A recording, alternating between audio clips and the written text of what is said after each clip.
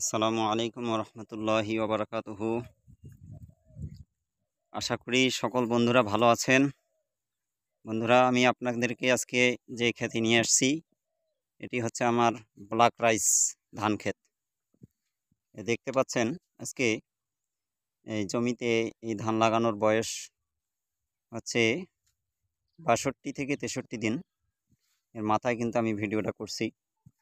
এরই মাঝে এই ব্ল্যাক রাইসের ধান এটি কিন্তু বের হয়েছে, সম্পূর্ণরূপে যদিও বের হয় নাই, তবে দেখা যাচ্ছে যে 80% থেকে 90% পর্যন্ত ধান কিন্তু অলরেডি বের হয়েছে।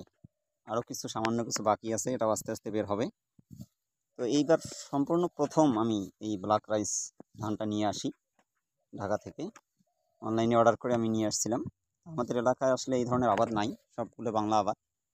এই দেখেন পাশের জমিতে দেখতেছেন যে এটা অন্য ধান লাগানো হয়েছে, আর চতুর্পাশে সবই অন্য ধান।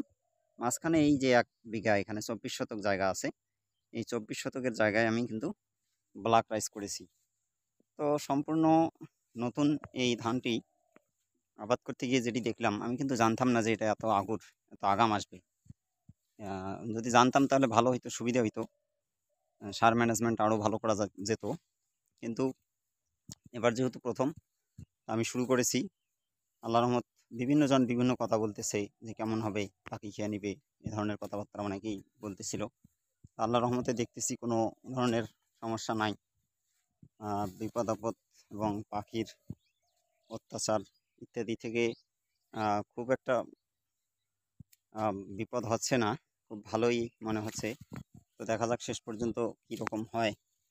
ধানটা দেখতে খুবই ভালো লাগতেছে, খুবই সুন্দর, সম্পূর্ণ ধান বের হয়েছে। এই যে পাশের ক্ষেতে দেখেন, এগুলোতে কিন্তু এখনও 1 মাস পরে ধান বের হবে। আর আমার ক্ষেতে এই যে ব্ল্যাক রাইস আমি চাষ করেছি, ব্ল্যাক রাইস কিন্তু সুন্দর হয়েছে। তো বন্ধুরা, আপনারা যারা এই ব্ল্যাক রাইস চাষ করতে চান বা চাষ করবেন আগামীতে এমন সিদ্ধান্ত নিয়েছেন, এটি কিন্তু অত্যন্ত একটি ব্যয়বহুল চাষ নয়। এর দামটা কিন্তু অনেক বেশি। চাষের খরচ কিন্তু সাধারণ ধানের মতোই, কিন্তু এর মূল্যটা পাবেন আপনি অনেক অনেক বেশি, অনেক বেশি। 2 গুণ থেকে 3 গুণ পর্যন্ত বেশি পেতে পারেন।